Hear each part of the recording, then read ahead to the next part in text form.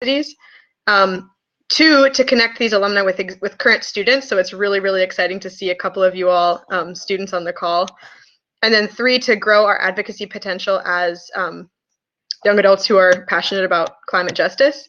So one of the things that we just started last month was trying to host these monthly meetup calls so that we could have a chance to see each other and sort of have discussion around a certain topic. So tonight's topic is around climate change mitigation, and a couple folks on this call are going to be speaking in a little mini panel, and then we'll have time for discussion. So really, really happy that everyone could join. Maybe if we can do so in a minute here, just go around and say your name and where you're tuning in from today. So I'm Cecilia again, I'm in Pittsburgh. I'm Aaron, also in Pittsburgh. I'm Ryan, also in Pittsburgh.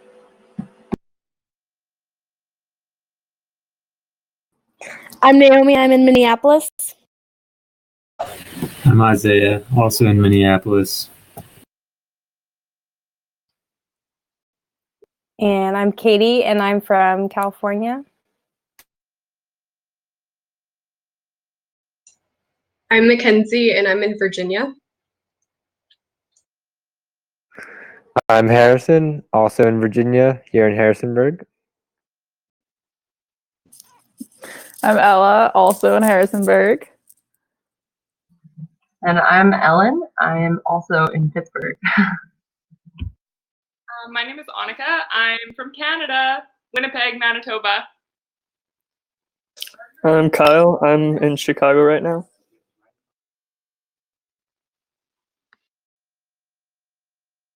Is that everybody? I think. I wasn't keeping very good track. Okay, thanks for the nod. And thank you, Cecilia, for giving an overview of the network. I'm going to be, like I said, my name's Ryan. I'm a part of the Sustainability Alumni Network. I went to Bluffton and graduated a few years ago, and I am going to be hosting this panel part, but I definitely don't want it to be a thing where I am the only one talking or the panelists the only one talking. Can people hear me okay? That's not good. Can everybody hear me now? Is it just loud? I think we can hear you, but it's a little bit noisy on your end.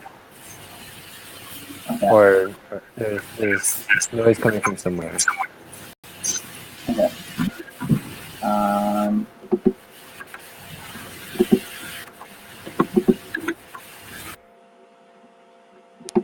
Okay. Can people hear me now? Okay, thank you for your help. Great. So that's enough for introduction of myself.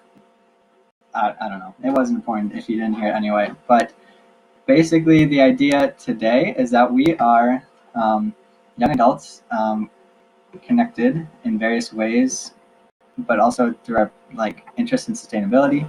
And so this is a chance for us to talk about ways that are effective and worthwhile in mitigating climate change. And I just hope that it will be in a conversation starter, that we get to hear from each other, and that we can get some data-driven and inspiring stories out of our panelists. Yeah, and I just want it to be like a positive framing of climate change and the work that has to be done, rather than something that's just feels depressing or overwhelming. And so I think with that, I will just turn it over to our panelists to give a brief talk about what they're going to be talking about. So I've asked Ellen, Aaron, Kyle, and Cecilia to give a brief presentation about a specific topic and why they feel that topic is related to sustainability and living a sustainable lifestyle, and why they think it's one of the most important things that we can engage in. And so I think Ellen is ready to start, and so I'll turn it over to her.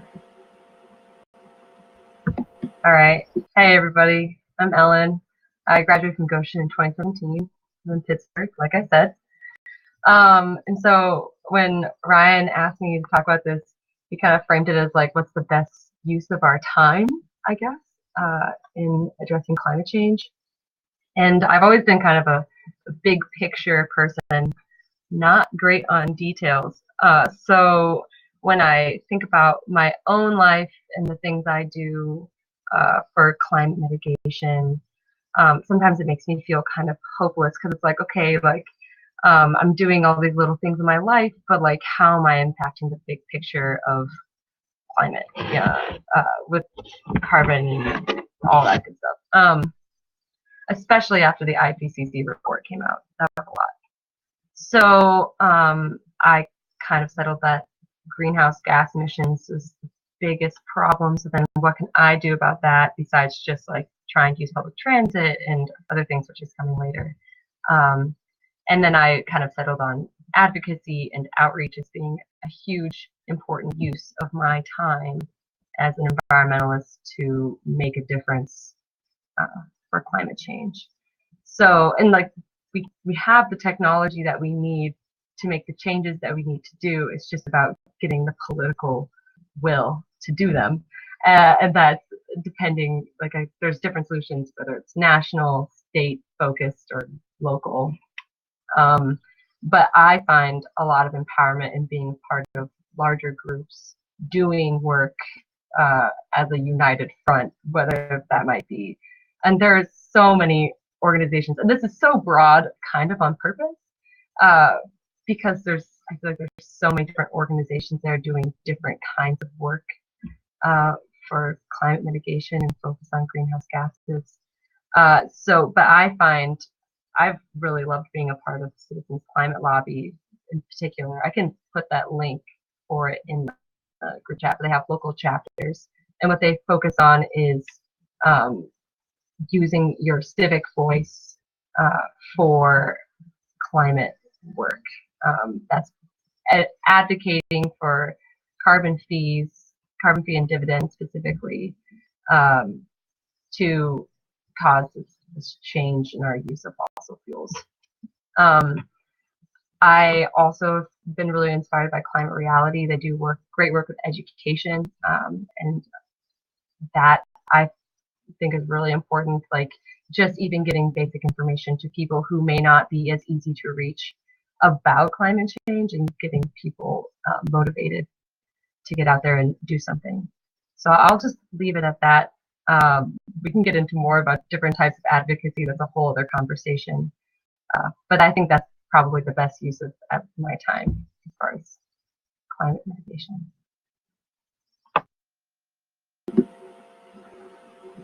Thanks, Ellen. I think that, yeah, I would agree that the lobbying and climate policy is like super important because it can engage all these technologies that exist and just getting the political power to do it. And I think it's a great idea if you can put your links in the chat.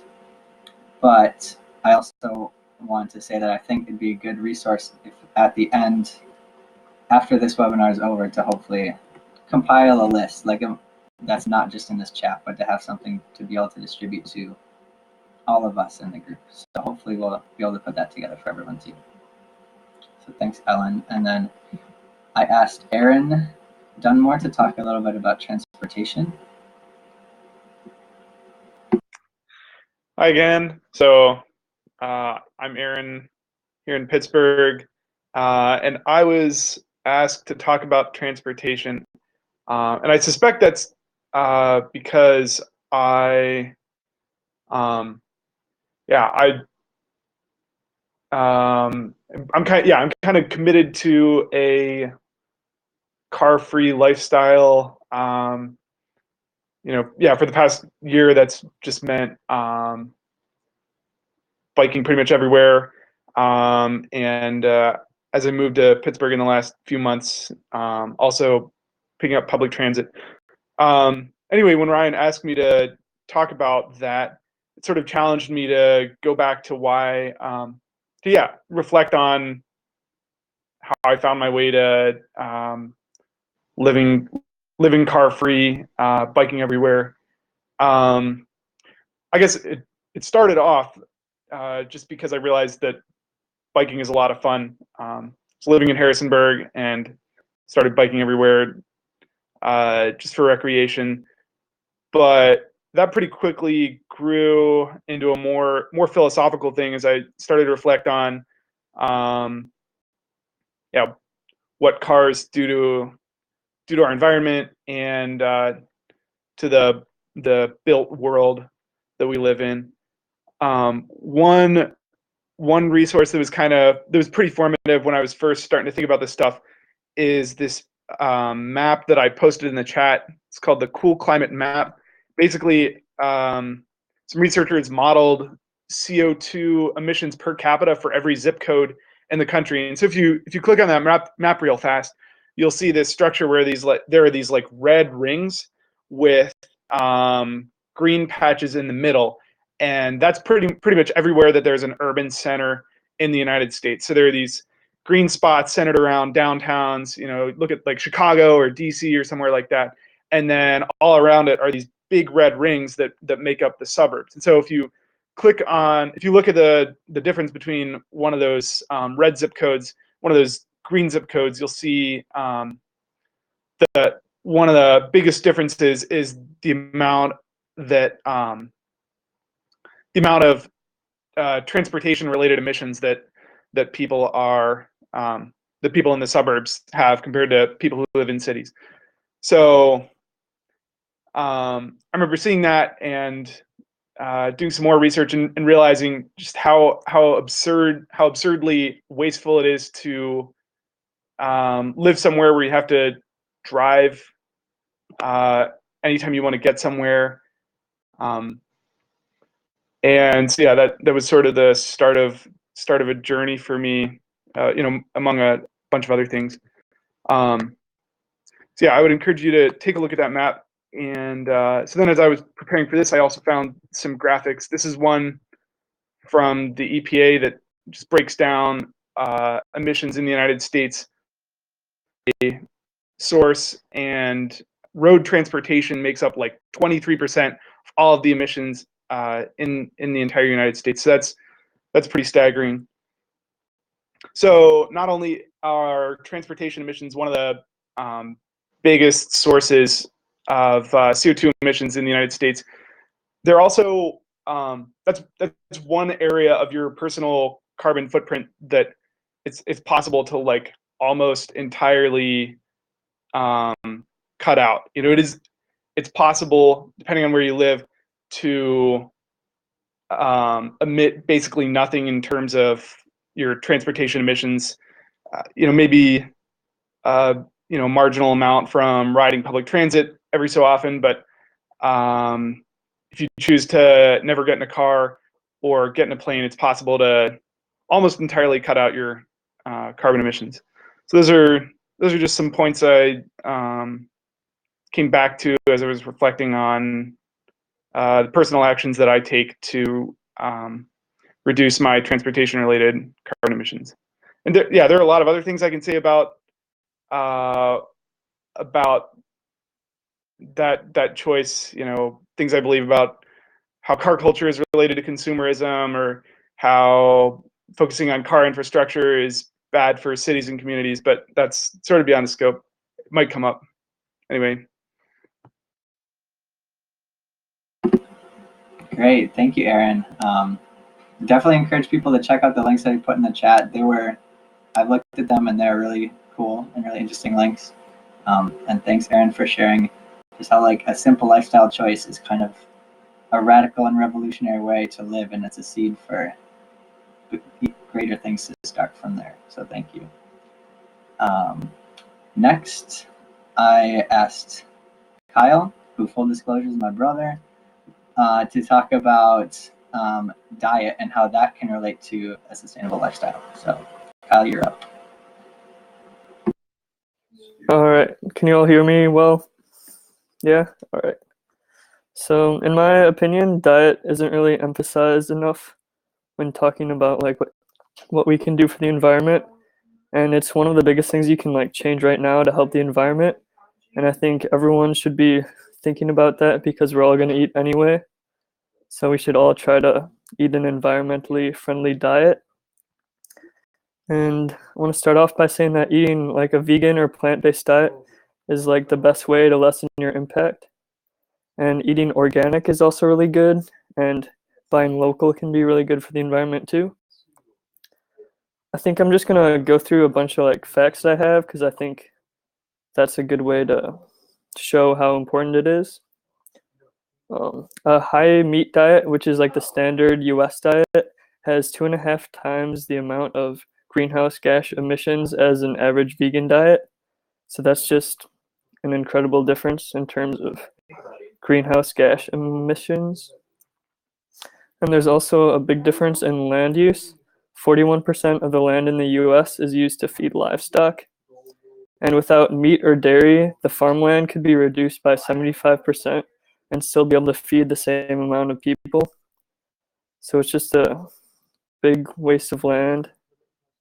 And it also uses a bunch of water. Animal agriculture takes about 55% of all water use in the US. And not eating one hamburger saves more water than not showering for at least 2 months. And something else that impacts like fresh water is that animal waste is like really bad for water pollution. And the dead zone in the Gulf of Mexico is caused by animal waste and fertilizer. So that's how eating organic could help. The pesticides are bad for like the water runoff.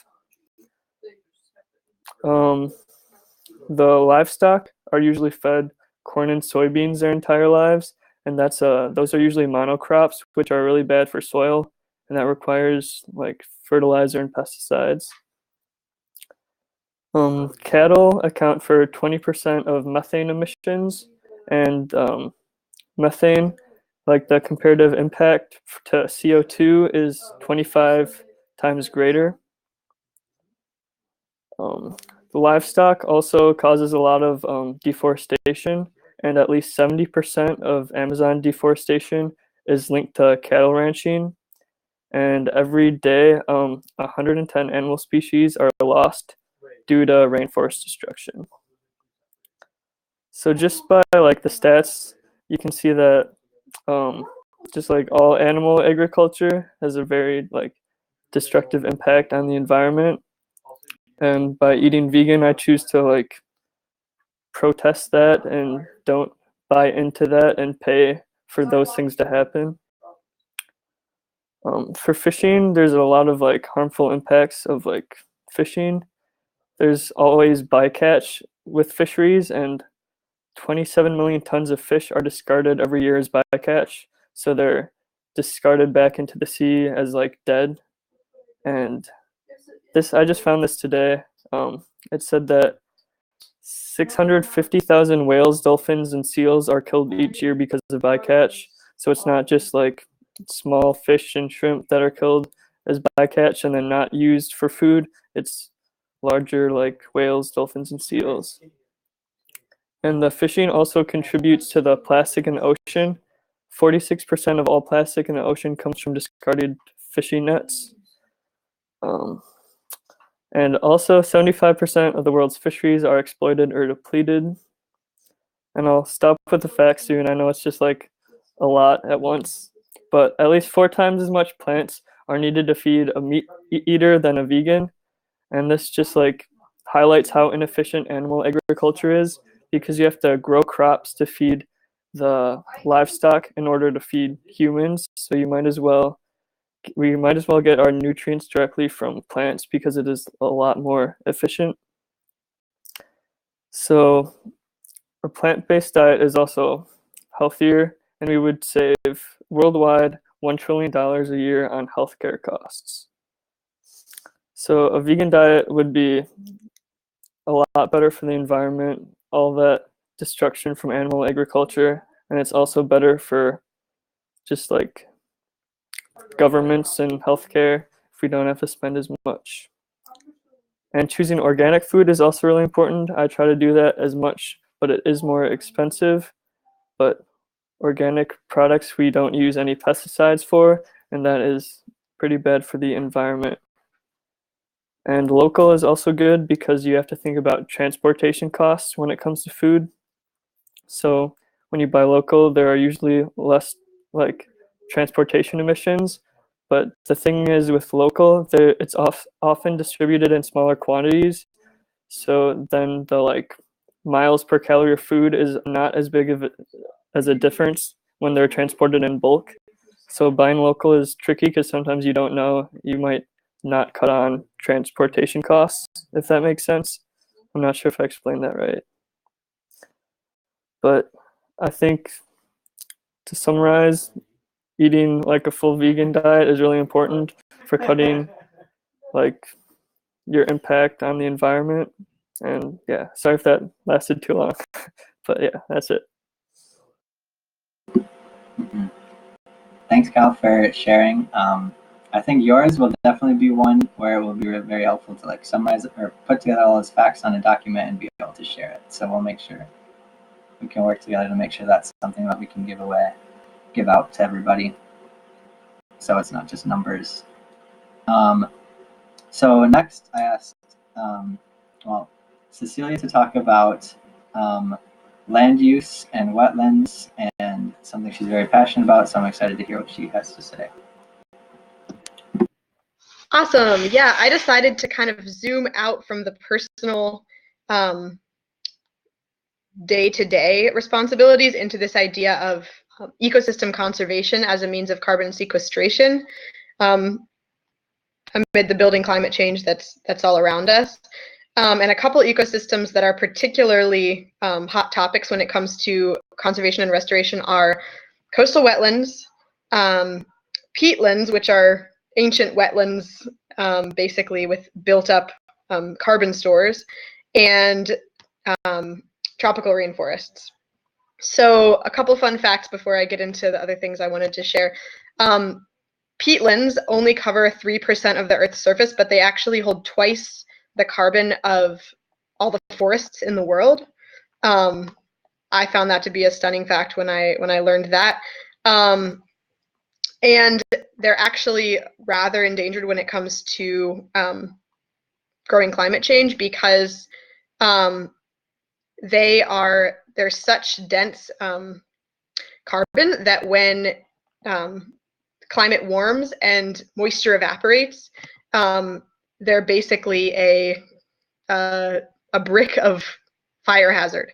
So keeping those peatlands conserved is super important.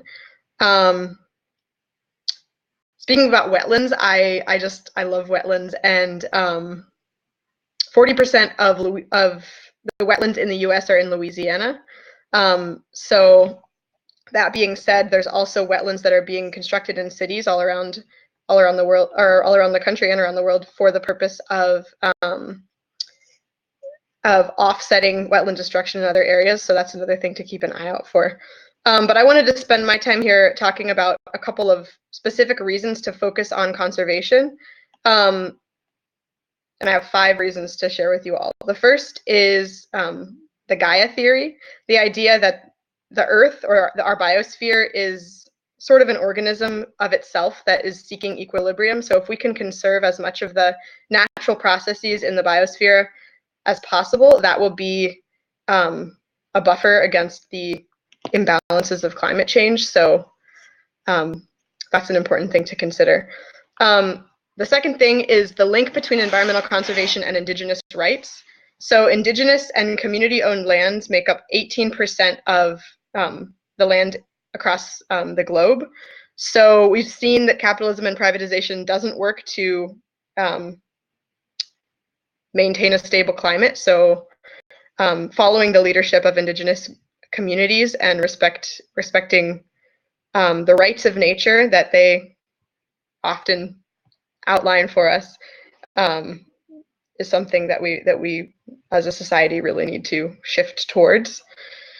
The third is that ecosystem conservation is also a means of resisting fossil fuel extraction. So pivoting back to wetlands, the The Dakota Access Pipeline, for example, crossed hundreds of wetlands along its route, and these require easements from the U.S. Army Corps of Engineers. So focusing around wetland conservation, or in other cases, it's temperate forest or tropical rainforest conservation, can be a hugely effective sticking point in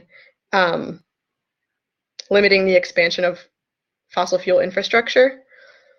And when those reasons don't work, a lot of people pivot to the money. So when you talk about the financial benefits of conservation, flood mitigation is a huge one. And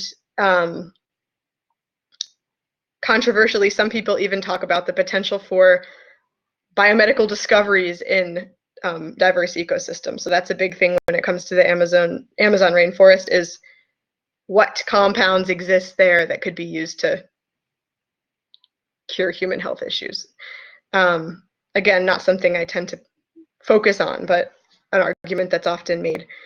And then the fifth point I'd like to make in closing is that ecosystems thrive in relationship with humans. So a focus on conservation doesn't mean a us and them national forest that doesn't have human interaction and relationship, but that if we can connect conservation with an embracing of our evolutionary relationship with the earth and with the ecosystems that sustain us, then that can not only preserve that vital ecosystems, but it can also be transformative in our consciousness and our ability to engage in these other climate mitigation strategies that folks have talked about, especially around the area of advocacy. So that's just a couple of things that have been on my mind, and hoping we can start to chat here. Yes, thank you, Cecilia. And thanks to all of the panelists. Before I open it up to discussion for everybody, which you definitely want to use the vast majority of the rest of our time on that, I want to just say, I realize that my panel that I put together is like very biased in terms of the people I knew and the topics that they're passionate about. So I'm excited to hear about like stuff that you guys think we missed or areas that you want to hear more of. I know that every one of the people who's talked so far has a ton of like data and research and passion that they would love to follow up with anybody about. But first, I want to really quickly touch on like some other mitigation strategies. Obviously, we recognize it's not just the four that we talked about. So I want to mention some like really main key ones before we open up the discussion. And the first one being energy use, just directly, like obviously burning coal and carbon is bad, and some really, really effective, I mean, I'm sure everyone is aware of these, like solar and wind are great alternative energy sources. I could just say that like solar is great in the sense that it's about to become the cheapest source of energy. When you combine what you can get from rooftops and solar farms, like it has a huge potential to power our grid. Wind is another one. Yeah, maybe I believe it's the cheapest source of energy right now, but a lot of these numbers aren't like don't show through in our energy grid and prices because of the massive subsidies that fossil fuel companies receive, despite the damage that they're doing. And subsidies, like also at least in the sense of they are damaging the earth, fossil fuels, and that they are not paying the consequences, but we will have to. Two more important strategies I want to mention, one being family size and family planning, and that as our global population continues to rise, so does demand for carbon and energy and pollution. So two very impactful strategies for enabling family planning are just the education of that, family planning education throughout the world, and just education of women and girls. Like just by doing that and not even intentionally, and not even focusing on family planning or sustainability, it just leads to better outcomes for the world. So equitable education for women and girls is just one way that happens to have amazing impacts on climate. What was the other one I wanted to say? Oh, and then I just wanted to mention carbon capture. Like, there's a lot of really smart, high-level scientists who are working on exciting new solutions to like sequester carbon out of the air with really new technology. And so I just wanted to mention that that is definitely a thing that smart people are thinking about. It has its own like benefits and drawbacks. So if anybody wanted to talk about that, that'd be cool. At this point, I definitely want to open it up to everyone to make comments, ask questions, talk about how bad we screwed up or what we missed. But as just to start the conversation, I'll offer a question that people can feel free to answer. And then we'll just, hopefully it'll happen organically. Feel free to use the chat box or your microphone. But my question just to start things off is, can you name some organizations, and this is for anybody, that would be good for people to get involved in, whether it's like a first time thing or just organizations doing great work?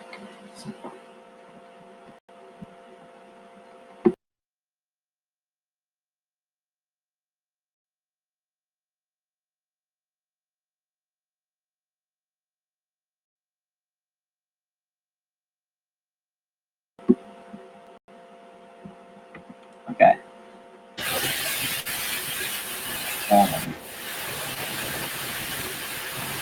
I can name a couple I'm connecting to and hoping to connect to more this year. Honor the Earth is in Minnesota, and also Minnesota Interfaith Power and Light, and I know there's a national Interfaith Power and Light organization as well.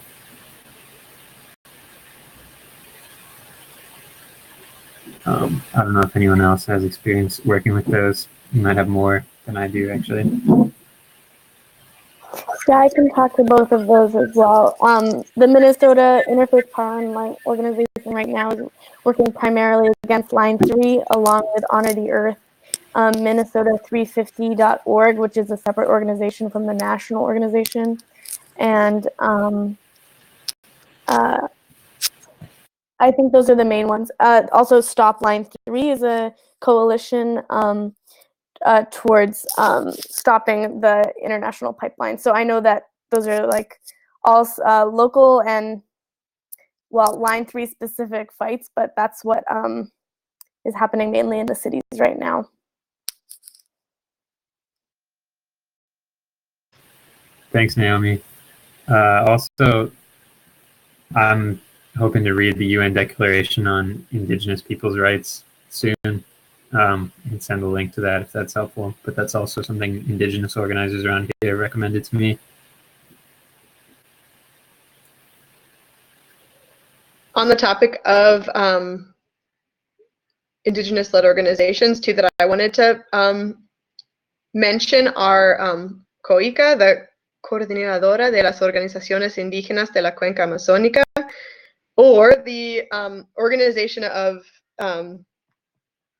or the Association of Indigenous Organizations of the Amazon Basin, and that has representation from, I believe, 6 different countries in South America, and they're indigenous-led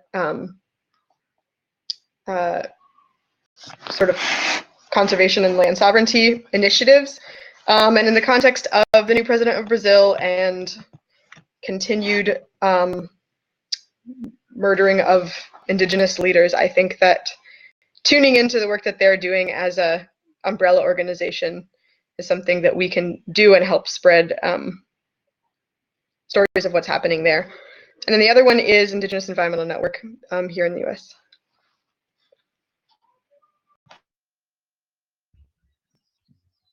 This is me responding to both Harrison's question in the chat and then also Ryan's question about organizations. So I mentioned specifically Citizens Climate Lobby. And if you can't see the chat, Harrison asked, what was a specific positive or impactful experience you've had with Citizens Climate Lobby? And then I found lobbying something that is hard for me to have consistent energy for. Totally feel you on that one.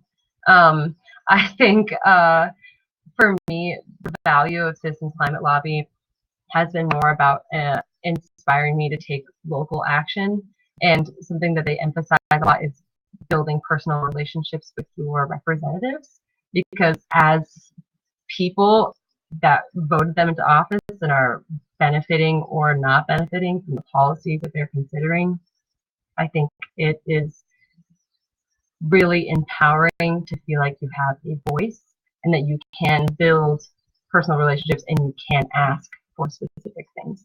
So that's something I've really liked, especially like in my, I don't know if this is something I've experienced in all the CCL chapters I've been a part of, but also an emphasis on bipartisanship, and that climate change should not be a partisan issue.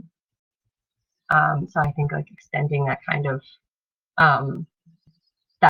message, and then also passing out a climate fee and dividend message, which I think speaks across party lines, is really important. I'm super excited. I hope that the next time they go to DC twice a year, I'm hoping the next time they go to DC, I can go and kind of know what I'm talking about, so I can be a part of the actual lobbying process. But yeah, it's mostly just been inspiring as like a way to like, yes, I actually, the things I have to say and the things I think and advocate for are important. So that's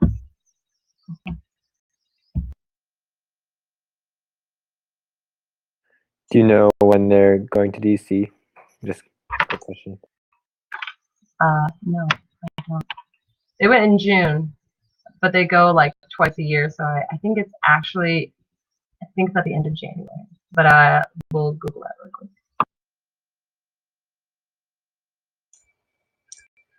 The Hunger and Environmental Nutrition Practice Group is a subgroup of professionals in nutrition and dietetics, and they promote sustainable food systems within the profession, but also within the education of people who are becoming dietitians and nutritionists. And they also are promoting an increase in diversity in the field, which is, I think, indirectly a positive impact on just educating about the environmental benefits of sustainable food systems to all peoples.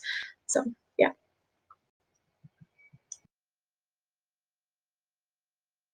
What was the name of that again? It's the Hunger and Environmental Nutrition Practice Group, and it's part of the Academy of Nutrition and Dietetics. I can put it in the chat group. Could everybody, I don't want to spam the chat, but I think it'd be worthwhile if everybody who mentioned an organization could put it in the chat. I don't think that'd be too much, but easier than everyone trying to take notes.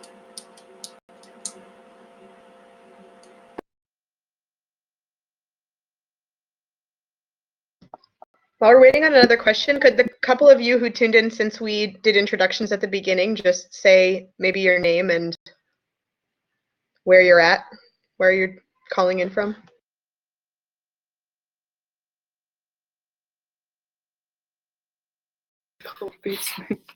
Hi, everyone. I'm Gabe. I'm Erica. We're calling from Goshen College. It's good to be here.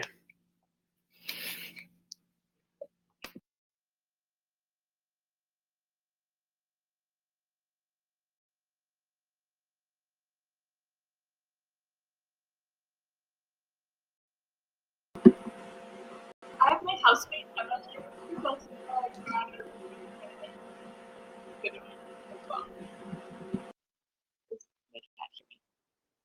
I had trouble hearing that, Annika.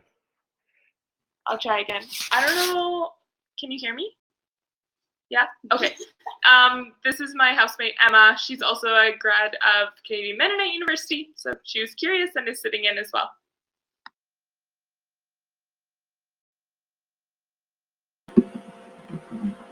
Welcome to you all as well. Thanks for posting those things in the chat. I have a question that I'd be interested in hearing from people if nothing else comes up. Or yeah, feel free to ask other questions as well. But how do you all interact with people who are not necessarily in agreement or share the same worldview that you do regarding climate change and the need for action? Because I know that we're a pretty, I'm assuming that we're a pretty homogenous group in our understanding of climate change, but that's not always the case.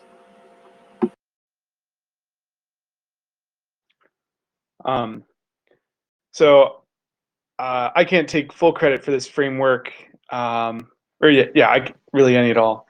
Yeah, like a year ago, Harrison put me onto this podcast called Evidence Squared, which is hosted by a couple scientists who study the psychology of communicating about climate change. And one of their sort of core principles is the idea that there are always going to be people who will essentially be belligerent to any ideas you have, or to any evidence about climate change, and like you'll never be able to change those people's minds. They won't respond to evidence, but those people sort of are the most vocal critics of climate change. But really, as climate advocates, we should focus our efforts on the sort of 60% in the middle who don't really have a strong take about climate change at all. Maybe their opinions are really just based on the opinions of informed and passionate people around them. So I just try and not get too caught up on the really belligerent, vocal people who whose opinions aren't really subject to change, and really to focus on people who just don't have good information or haven't been exposed to informed takes about climate change.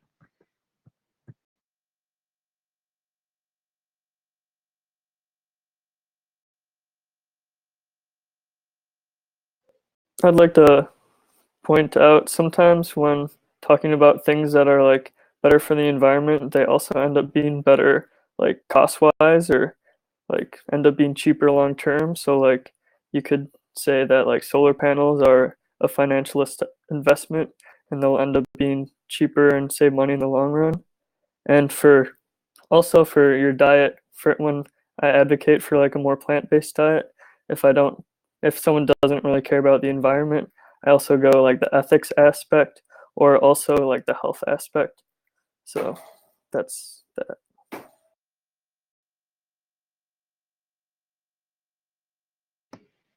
Just to echo what the two of you have said, I think that the quality of life thing is something that I think about a lot, but maybe don't communicate a lot. Is that like, for me, biking is like, it makes me so happy, right? And like eating delicious, healthy food makes you feel great, and appreciating,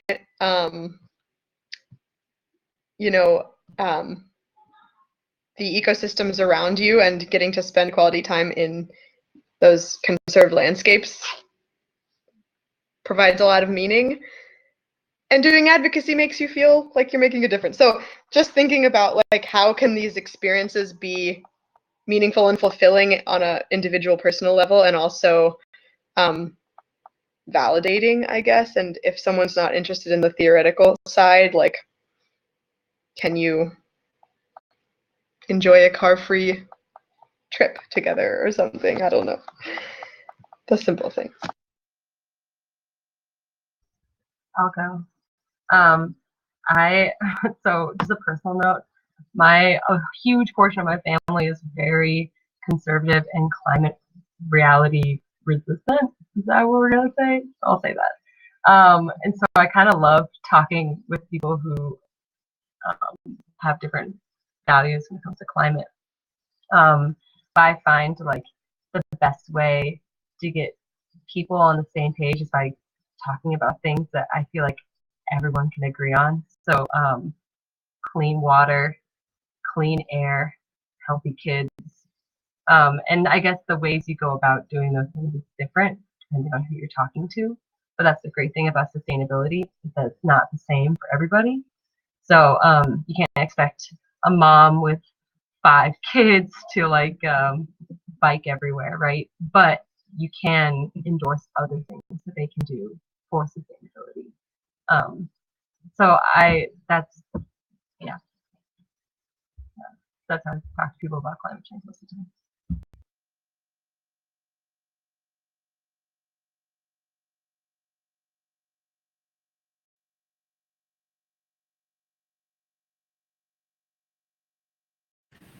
I can share kind of in relation to that too. I'm part of an ecumenical water initiative between 4 denominations in Minnesota that's trying to build power around water issues. So we'll see how that goes, but I'll keep you all posted. And we're trying to see if we might be able to leverage the issue of equitable access to clean drinking water as something we can share action on in more of a nonpartisan or bipartisan way.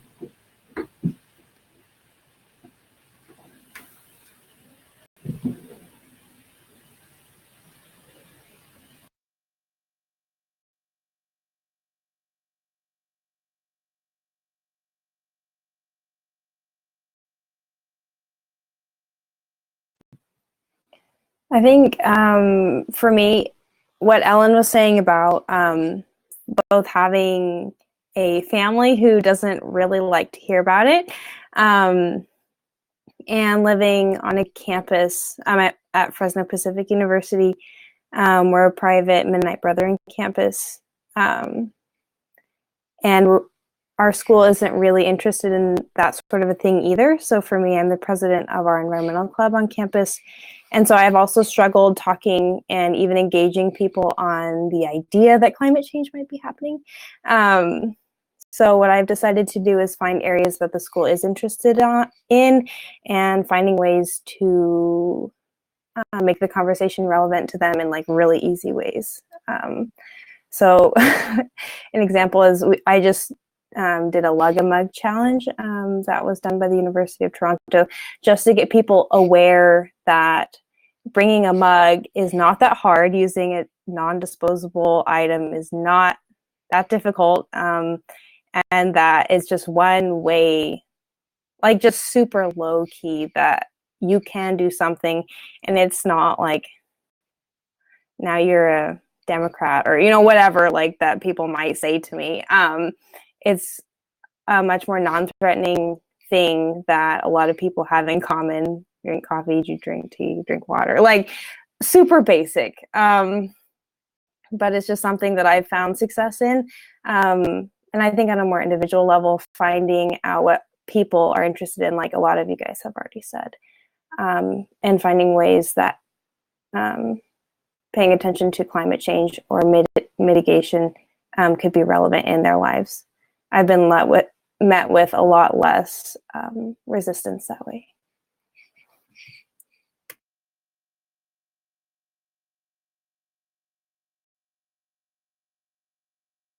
We can keep talking about this topic, but I just saw that Harrison asked me a question, so I wanted to answer that now.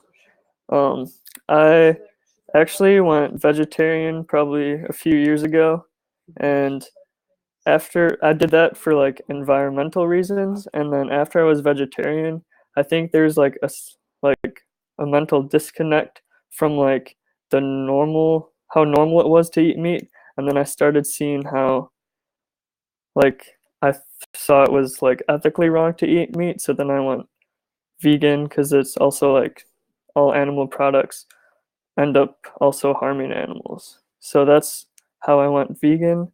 And for water use, I have seen some foods, like some plant-based foods that are worse for the environment.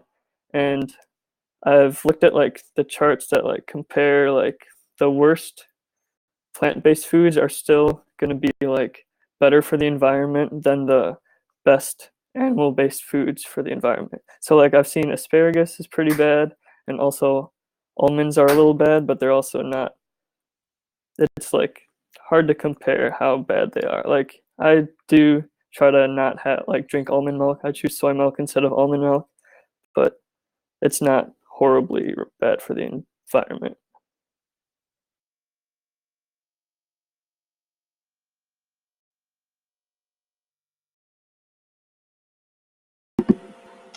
inspired by also Harrison's question.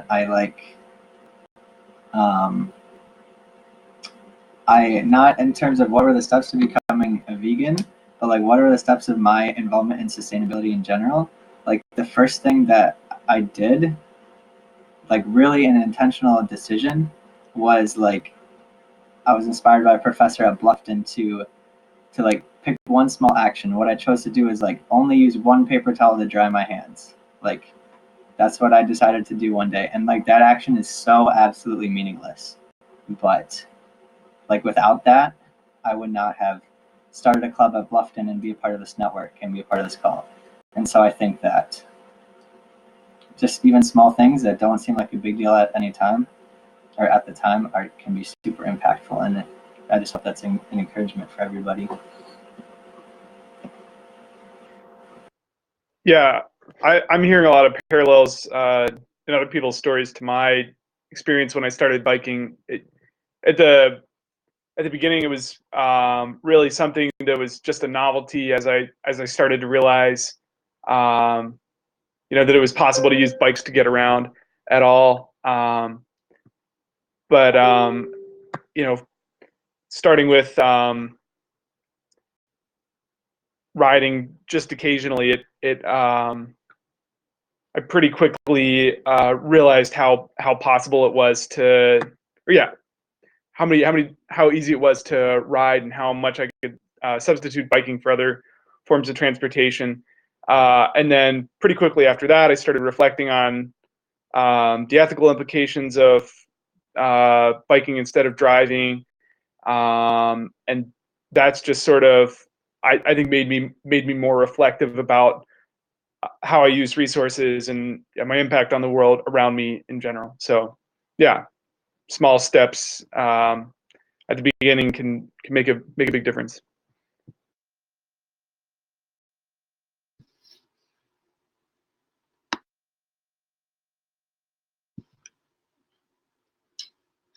I agree with that. I'm also a cyclist, but we have the added complication up here of there being like feet of snow during the winter. So like trying to navigate that.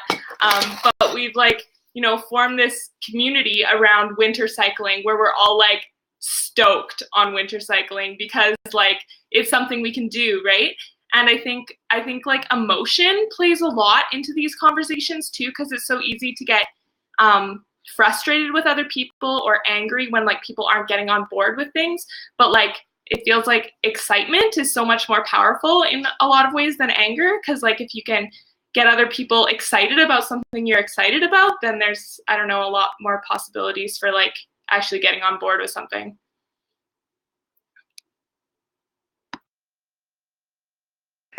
Yeah, I think all the things that have been said are really affirming of your work, Katie, with the Lugamug thing, which is like, yeah, almost feels like borderline meaningless perhaps, but for at least a few people, probably it'll be a seed. Like a lot of people have kind of said it was just this one initial action, or this one thing that someone said to me one time that kind of started this trajectory in my life. So I would hope that there would be, even if it was just a few people that were impacted by that, I think that would be incredible. That'd be great work. So just wanted to affirm that too.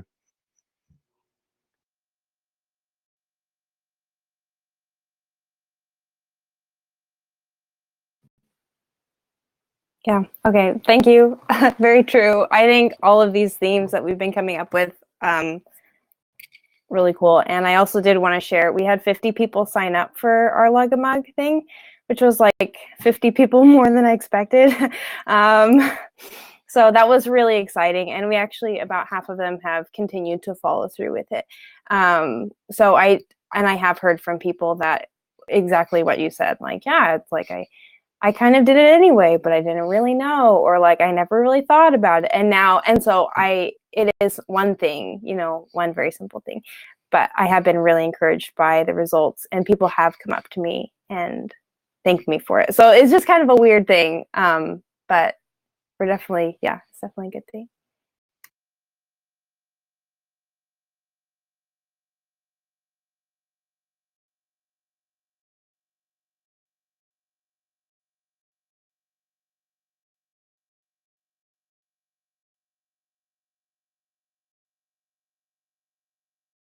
Are there any other like seed stories out there? I've really been enjoying hearing those, where people have kind of started their journeys from. So I know we're nearing the end of our time, but just wanted to ask if anyone else has a story like that. I'd love to hear it.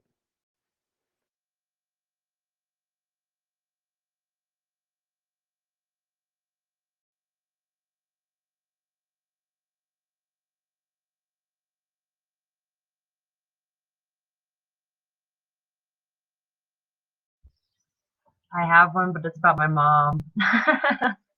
She has been fishing #1 plastics out of trash cans at her workplaces for like the past couple of years, and she's gonna start a sustainability recycling curriculum at her preschool. Isn't that cute? Great. Go mom.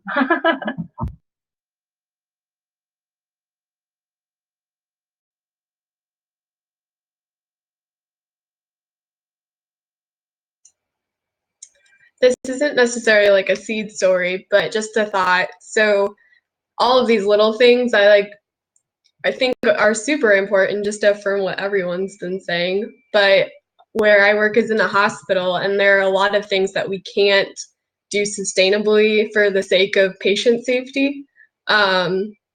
So even the little things I think can really build up to help, I guess, compensate for the things that sometimes just can't be sustainable. Like, I don't know, this is kind of gross, but like when patients are incontinent, like they have to have disposable things that are like keeping them, like, I don't know. Yeah, I don't think I need to go into details, but essentially, like, you can't really be reusing a lot of things in the hospital. So like the little things that we can do on our own can help in big ways. So yeah.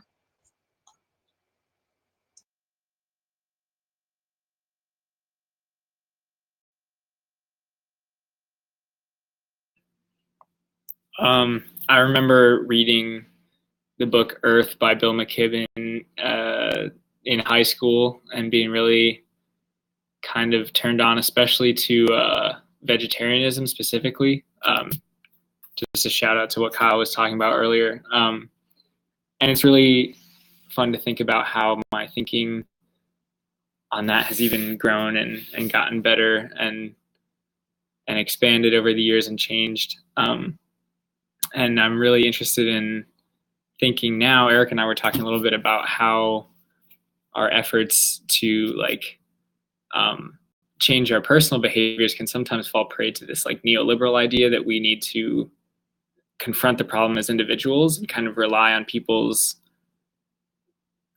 capitalist decisions to kind of change the system, and how we really want to embrace this like both and idea of having people who use a lot of resources think about that, but also embracing like the community organizing and the reality that, we won't really be able to do much unless we tackle the systemic problems and look at the big names, whether it's corporations or individuals. But yeah, there's a helpful article that actually I think Erica has a link to that we'll share about some of these things. But that, yeah, the book by Bill McKibben for me was a seed. Who put you on to reading the book? Was it something you found on your own, or is it a recommendation? That is such a good question. I think it was probably my mom, or it might have been a reference to another book I had read or something like that. That's a great question. I'll have to think about that, but yeah, can't remember.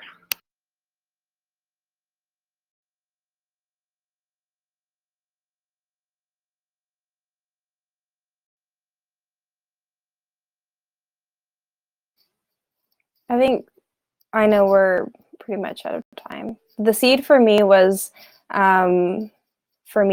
also going vegetarian, but not like full blown at once because I knew I couldn't do it. And I didn't think I could ever become a vegetarian, but I decided one meal a day I'm gonna not have meat in it. And so I picked breakfast because that's like the easiest one.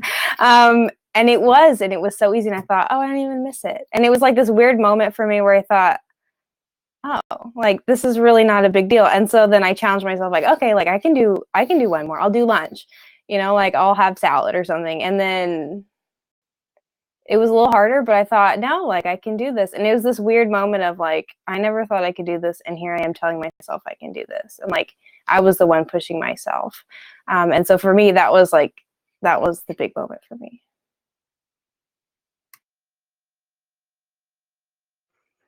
To respond quickly to that, the more I think about these things and interact with them, I think our primary job as communicators is to help our friends and family like imagine what an alternative lifestyle looks like. Regardless of which of these it is, I think a huge barrier for me was just not being able to imagine what living without a car was, or what living without meat was, or like the list goes on for all of them. And I think one of the best things we can do is just help the people around us, or like tell our story in a way that is exciting and helps people imagine what these alternative lifestyles would look like. Because without that story, it's just kind of hard to imagine, and then action's almost impossible from there if you can't imagine what it would look like. That's kind of I think that's a pretty significant barrier. So anyway, yeah.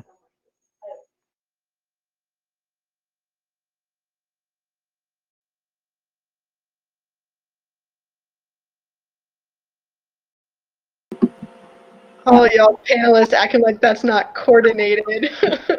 Thank you for the shout outs. I want to draw people's attention to something else that Cecilia put in the chat. Well, first of all, I'll just say both. Drawdown is a great book and a great website. If you want more data about many more, yeah, Ellen, many more climate change mitigation strategies, and tons of research. Cecilia also had posted a call for any interest for future calls, like other topics that people want to talk about. So feel free to share topics that you would want to talk about or participate in or help lead. That'd be awesome. We'd love to hear from you in the chat or however you're connected to the network. While y'all think about that and think about how you want to lead the next webinar, I'll just also put in a plug that to make sure you all are involved in our Facebook group. I'm going to put the link in the chat right now.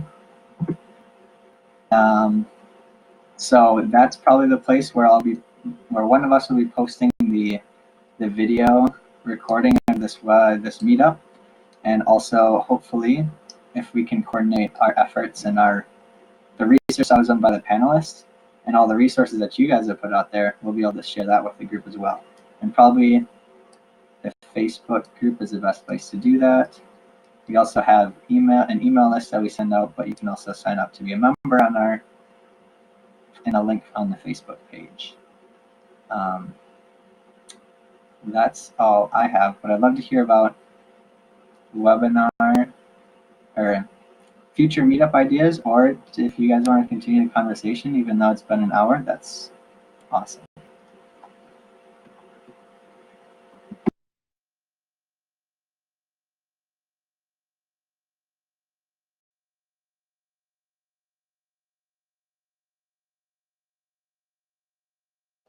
I just want to share something that like inspires me, is that when I see like positive change of like people around me, it like inspires me to like keep going and try to do better, because I see like some people change because of things I'm doing. It makes me want to like keep going because I know I can do better.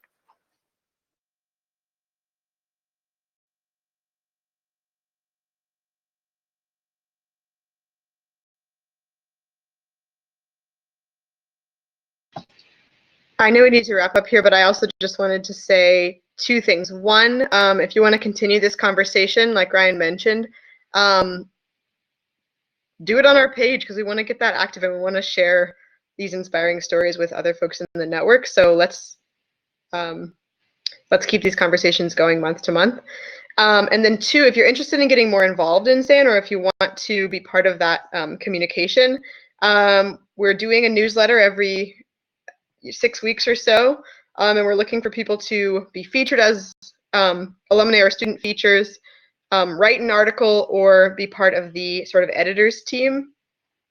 And then we're also looking for people to help facilitate these future monthly meetups. So if you're interested in the newsletter, you can contact Harrison, and if you're interested in the monthly meetups, you can contact me.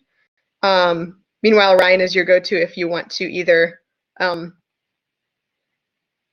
connect with students on campuses, or if you are a student on a campus and you want to connect with the network, he's the go-between there.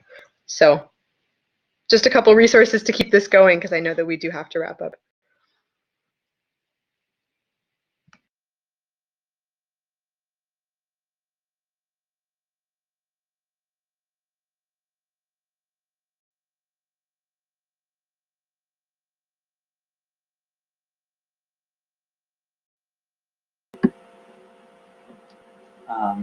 Seeing nobody jumping in, maybe I'll make one closing comment. One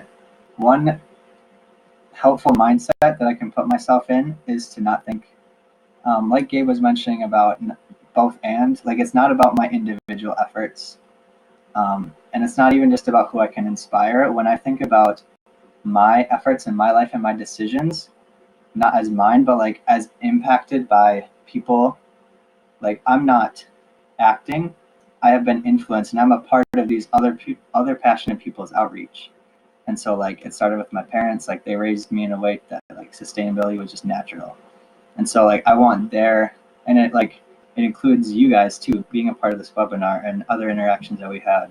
Like I want to continue their work because they were so passionate and caring about the world. So like that also gives me a good perspective and energy. So with that, I think we'll close officially. Thank you all for coming on. It was great to see you and great to talk with you. And yeah, I hope to continue these conversations. So I'm going to stop the recording, and then